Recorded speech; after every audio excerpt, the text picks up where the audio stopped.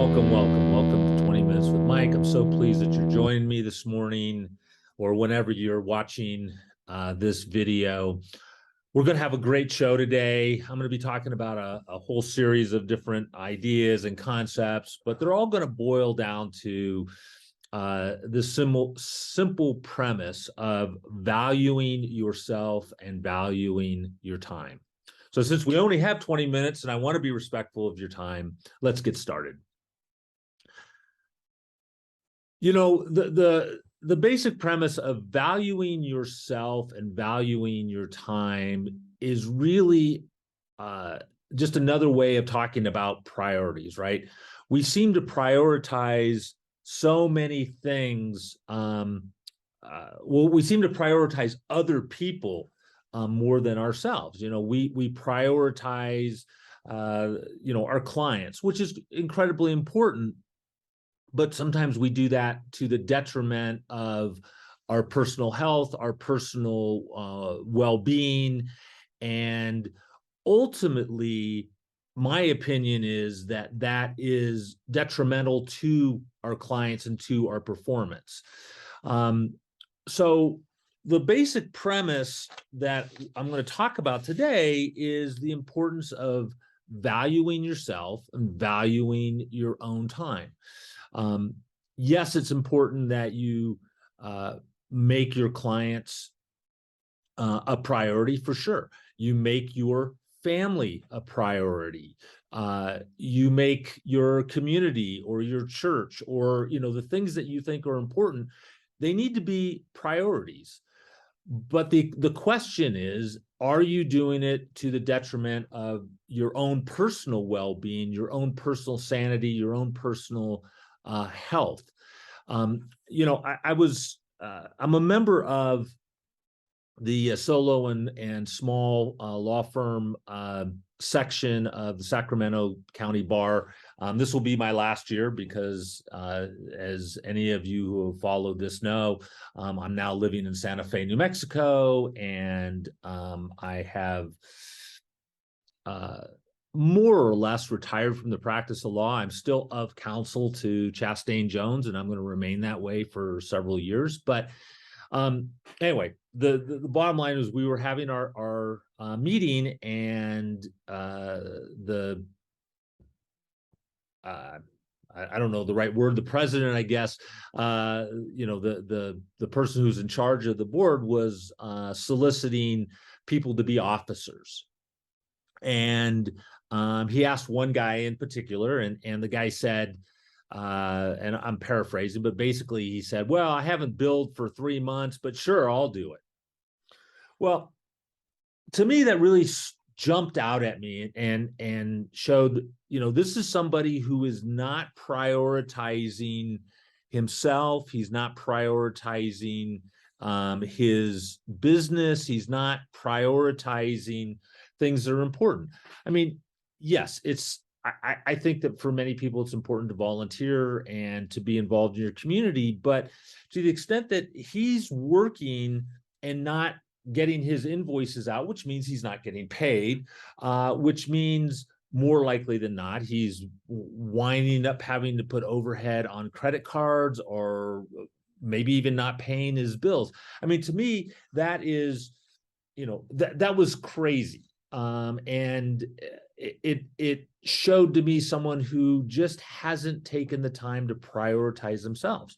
I mean, what that individual should do, or anybody in that position, in my view, is get their own house in order, and then they can join up and volunteer. But to volunteer to your own personal detriment, so you're not getting the things that you need done, is incredibly short-sighted.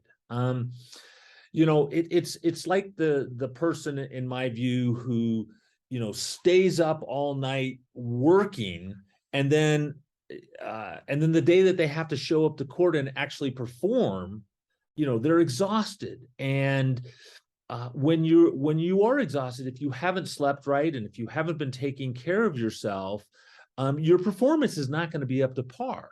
So, studying all night or, preparing all night only to show up in an exhausted state means that you're not going to put your best foot forward. I've always taken the position that it is better to be well rested than it is to be prepared.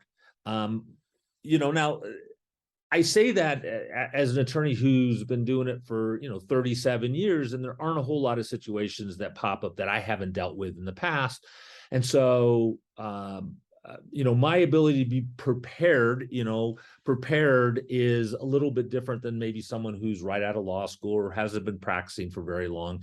And I also happen to have, a great deal of confidence in my ability to, think on my feet. But still, the idea is, if you are not in that position, if you're not someone who has that level of confidence or level of experience, then you need to be preparing in advance, staying up all night, preparing for something to show up in the morning, not at the top of your game to make your argument or to present your case. To me, I think is a real fool's errand, because in the end, your performance just isn't going to be what it could be and what it should be. So this kind of brings me to the topic of, small habits result in huge gains. And what does that mean? Well, what that means is that if you work at something on a regular, consistent basis, you will see vast improvements over a period of time. So an example, and I talk about this a lot, I'm working on playing the guitar, and I came to music late in life. I didn't start playing musical instruments until I was in my late 40s. When I was a teenager, I played piano, or I took piano lessons, and frankly, I didn't like it. And so I didn't really do it, and I quit. And aside from knowing where the C note is, and a few super basics, I don't remember anything about the piano. But I got intrigued much later in life, and first started with the harmonica, and then started playing bass, and then started playing guitar and ukulele and lap steel, and and all of these instruments I'm learning in just little increments. I mean, I try to pick up my guitar and play at least 10 minutes a day. That's my goal. On a good day, and now that I have a little bit more time, sometimes that 10 minutes turns into an hour. And sometimes, I play until my wife tells me, stop, it's time for dinner, or, there's something else that I need to do. But the point is that the consistency is what's important. I get better at using, even with just 10 minutes of practice over a period of time, as opposed to maybe 1, hour in a week, play an hour and then don't play for the rest of the week. The improvement is much slower, but by, knocking it out a little bit at a time. I learned this in a very, very graphic way when I was doing expedition length adventure racing, when I was racing, for 10 days. I remember being down in Australia at the starting line of XPD out on Dunk Island. And, as they're getting ready to count down the start of this 10-day race, I'm thinking to myself, oh my God, this is a 10-day race. This is going to be 700 kilometers. This is going to, it was almost overwhelming. So what I had to do, and what I did in my own mind, is I said, you know what, we're just going to worry about getting to the first checkpoint. We're just going to worry about getting through the first stage, which was a 10-kilometer run around the island. I said, I've done, 10Ks a million times. Not a problem. I know I can get through that. Let's not think beyond that. Then when I got done with that, then we had to get in our raft and we had to paddle out into the Great Barrier Reef, which was, very interesting. And we had to jump out and swim around for about 2/3 or 3/4 of a mile, something like that. And that was cool. And I didn't worry about anything beyond just swimming. And then after the swim, we got back in the boat and we had to paddle to the mainland. And again, during that period of time, I just focused on, what was immediately ahead of me. I wasn't worrying about all the other things that we had to do because they would come in time. And that's been my approach to virtually everything. And it's an approach that I highly recommend, is that rather than looking at the huge task in front of you, break it down into little bite-sized pieces. Let's just do this one part. And one of the tricks that I use is, I make a list of, okay, these are the big ticket items. And then these are the little components of it. And then I'm going to just work on this one piece and not worry about the rest of it. So as a good example, for my consulting business, MC Consulting, where I'm working with solo and small firm owners to help them make their firms more profitable, turn their firm into an asset, and help them perform better, ultimately serving their clients better. I mean, the big goal here is always to serve your clients better. I think it's super important that people get the best representation they possibly can. So we're working on this website, and there's a ton of things that need to be done. And, I just break it down and I just work on it one piece at a time, and I don't get bogged down in all of the details of it. I just, do one piece at a time. Okay, we're gonna do this email, or we're gonna, work on the homepage, or we're gonna work on the about page, or whatever it may be.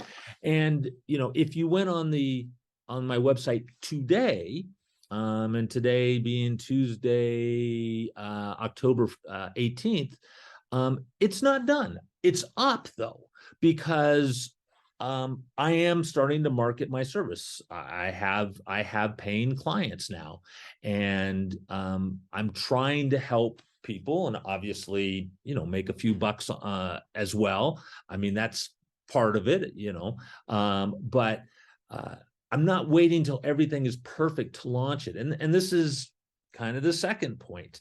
Small habits make big gains, but the second point is, don't wait for everything to be perfect to move forward. I'm a big fan of the 80-20 rule, and the 80-20 rule is, basically says, hey, 80% of your income will come from 20% of your clients. 80% of the complaints will come from 20% of your clients. But it can also be used, and those will be different 20%, obviously. But it can also be used in doing projects. So, Tim Ferriss talks about this quite a bit in his podcast. And he's mentioned it several times, and I'm pretty sure it's in some of his books as well. But, if you want to learn a skill, then, think of the 80-20 rule. So to go back to playing the guitar, there's a lot of chords, right? There's the G major, and there's a G minor, and there's a G7, and there's G suspended. And, there's all kinds of variations, right? But, 80% of the songs are going to be basic 3 or 4 chord songs, and they're mostly going to be in the major chords or the minor chords, right? And so instead of trying to learn 100% of all of these chords and, the D flat diminished seventh, why not just learn a solid D and a solid minor? And if you learn a D and a D minor, and a C and a C minor, and a G and a G minor, and an E and an E minor, and an A and an A minor, okay, you have covered the vast majority of music out there. You can play a ton of songs. Most musicians, they make them complicated, and they make them, sound really, really good, because there's all kinds of little variations and flair and style. But the bottom line is that they're made up of, certain basic chords. If you go on YouTube, you say, hey, easy guitar songs, you can find hundreds of songs with just 3 chords. Your basic 3 chord major songs. So, the point is, if you want to learn how to play guitar, and you want to play with other people, and you want to, feel like you're making progress, don't try to learn everything. Learn 80% of the stuff, and you'll be able to play the vast majority of it. So, focusing on the things that really matter. And that's what this sort of boils down to, is focusing on the things that matter. Now, I started this by talking about, prioritizing yourself, right? Well, what is one of the major things that matters? You're important too. Why do we often feel that our feelings, our needs, our desires aren't important? Some people are afraid of, they don't want to be selfish, right? They don't want people saying you're selfish. You're only doing this because you want to do it. Well, that's actually a great reason why you should do something. Your career, the things that you do, your hobbies, they should be things that you want to do, right? There's a million things that you can do. If you're going to, if you think that volunteering is an important aspect of your community, and you want to, volunteer to your church, or, your community, or the food bank, or, 1,000 other things that you could do, why not do something that you actually enjoy doing and that actually plays to your strengths? Why just do something out of obligation that you don't enjoy, right? So I think that it's incredibly important that we prioritize ourselves, and we do things that we think are important and that we enjoy. And when I say we think they're important to us. They may be important to other people too. That's the bonus, right? But if they're, it should be important to you. In this domain, in this life, on this at this particular time, in this body that you have a finite amount of time.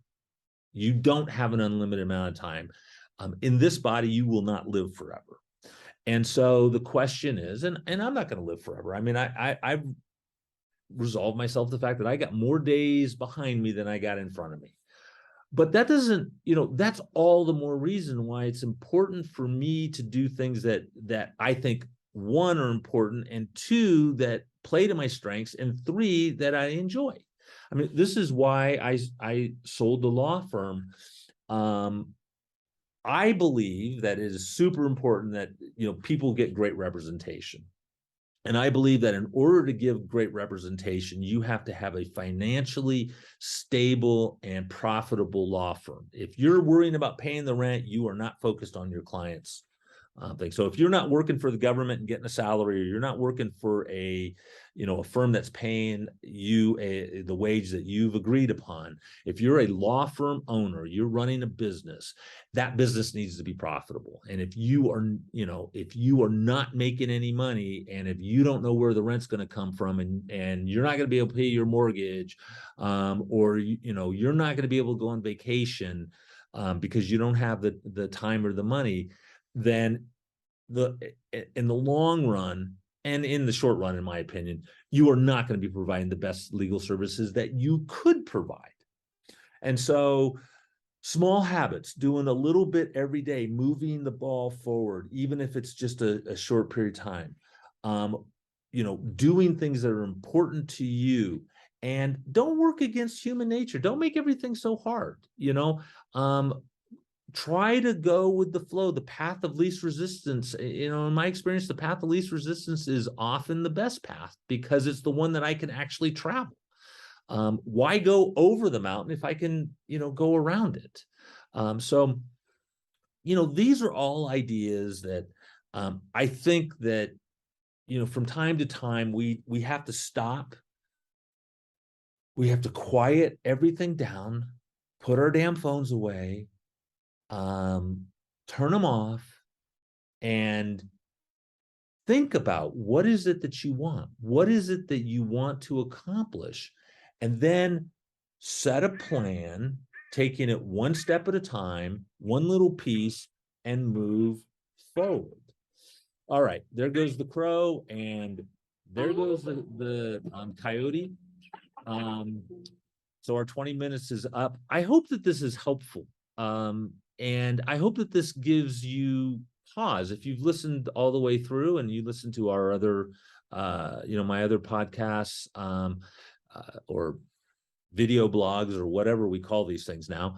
I hope it gives you a moment to pause and just really think about how important it is to prioritize yourself and work, give yourself time, carve out time so that you can accomplish what you want to accomplish.